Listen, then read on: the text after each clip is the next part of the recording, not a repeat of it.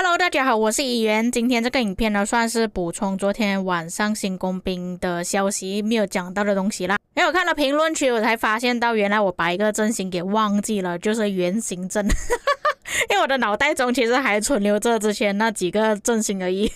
我一直把新的阵型给忘了。所以希望各位在看这个影片之前呢，先看一下我上一个影片讲新工兵统帅技能的，再来看这个影片。那么在昨天的影片发布之后，我看到评论区有这个观众留言，他就说到新的工兵统帅不是技能伤害统帅，我们之前所使用的楔形阵对于这个新的统帅是完全没有用了，他已经取消了原本他被邀请的一个见面会，或者是可能线下见面会之类的，已经有2次步兵统帅是完全没有使用技能伤害统帅了，现在轮到工兵，我已经不知道该怎么说了。他们继续强迫我们去培养新的阵型，还有无视掉我们曾经多么努力的去弄楔形阵，这个我相信也是大多数玩家的心声。那么这里再一次感谢这位玩家所留出的留言，因为他给了我一个很好的启发，知道这一次的话题应该要怎么去讲。我不懂你们有没有发现到，当官方要推出一个新的体系的时候，他们都是针对于驻防下手，或许他们是觉得说驻防统帅应该没有这么多玩家会去使用，就像当初出现哥哥跟刘彻的时候，那其实哥哥你可以不去使用，刘彻你可以搭配楔形阵的统帅使用，但他们从那个时候开始给大家一个想法，就是之后你们要去培养重击伤害统帅了。然而这次的情况也是一样，工兵出现了驻防统帅，出现了真实伤害体系，然后他的这个真实伤害体系呢，又不拿到拱形阵、楔形阵这种有伤害提升的争议，反而真实伤害是乘以治疗。换句话来说，其实它使用圆形阵真的会比较适合一点，并且你们去看一下圆形阵它的专属铭文，除了治疗效果有提升之外，还有包括反击伤害，那我们也是看到了新的工兵统帅也是有反击伤害的，除此之外还有所有伤害提升，就等于说如果官方他们真的要推广圆形阵的话，之后的新统帅肯定是会有治疗效果，并且主动技能不再是使用技能伤害或者是重击伤害，而是真实伤害。但工兵的体系就是很高爆发输出打技能伤害，突然之间变成这个圆形阵的话，感觉好像有点奇怪。这样之后工兵的特点是不是抗围殴性比较高，而且治疗效果比较好？这个优点不是应该放在步兵身上的吗？为什么突然变成工兵？不过会不会有另外一个可能，就是圆形阵仅限于驻防统帅而已，而不是野战统帅可以使用？因为像只有治疗跟抗围殴的特性，其实就有一点像之前的理查查理的效果差不多，就是部队会比较硬一点而已，但你要打出伤害的话，其实还是需要靠技能伤害输出。官方会推出新的体系呢，其实在之前就有预告了，他们有说过现在的玩家大多数都是用拱形阵、楔形阵，其他的阵型完全没有使用到。因为像之前我是有去跟他们开会的，他们就有说到这个对于那些新的玩家来说不太友好，旧的玩家都已经完整了整个军器体系，然而那些新的玩家又要从零开始，他们也是希望玩家更多的去使用更多不同的阵型，并且当时候策划其实已经讲过了，他们想要针对不同的阵型设计更加详细的统帅特色。那我还有保留后续规划，这里有说到观察是否有统帅或战斗场景缺少适合的阵型，然后周期性的为他们扩展新的阵型，因为他们现在像是有定期性的慢慢推出不同的阵型。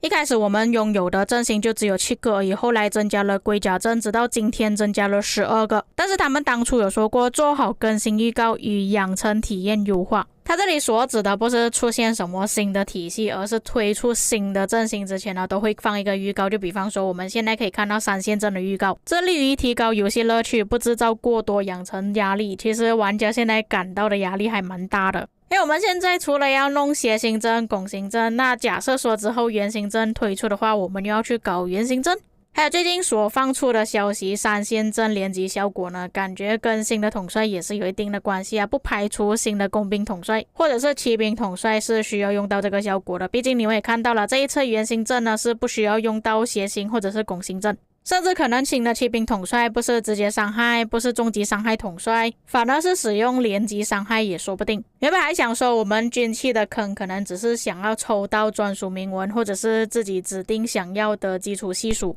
没有想到后面推出更多新的阵型才是真正最大的坑，有可能我们之后用7个队伍，然后7个队伍都要使用不同的阵型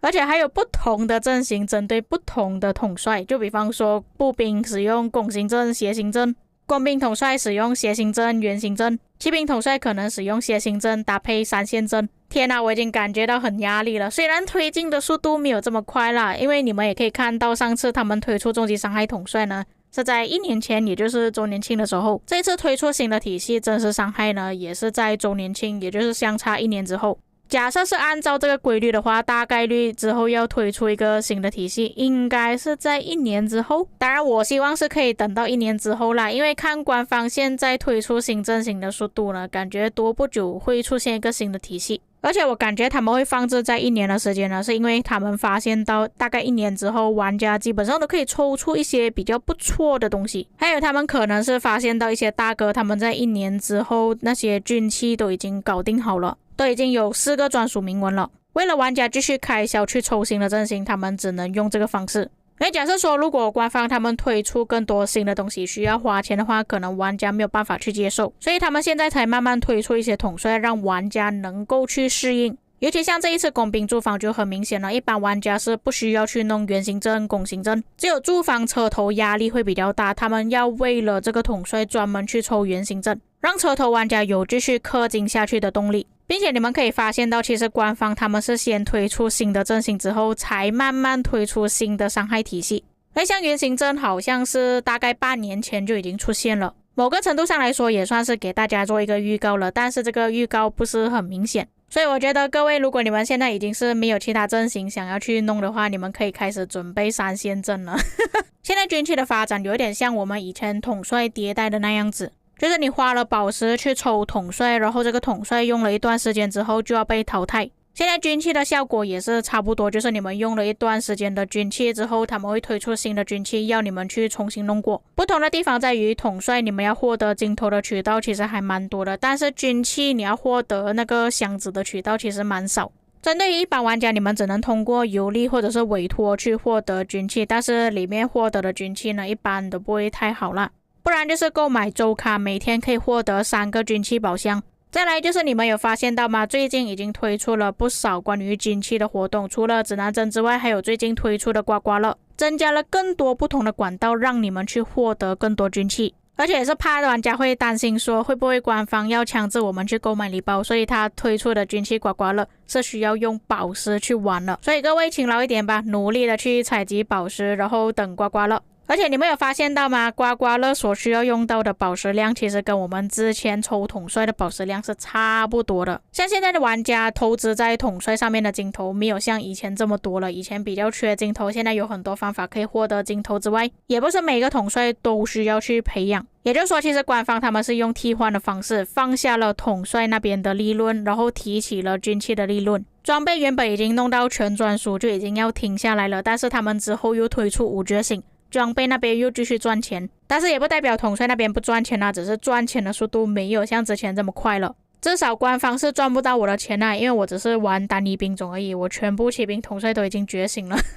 现在口袋里面还有1000多颗金头，可以随时觉醒2只统帅。所以今天主要讲的重点就是之后肯定会出更多不同的阵型，还有不同体系的统帅，不限于真实伤害、直接伤害、终极伤害，还有更多不同的伤害。建议各位储存更多的宝石去应付更多军器的活动需要开销宝石，不要想着拱形阵、楔形阵可以用在全部统帅上面一辈子。那么以上就是本期内容，至于各位有什么看法可以在评论区给我知道，我们下个影片再见。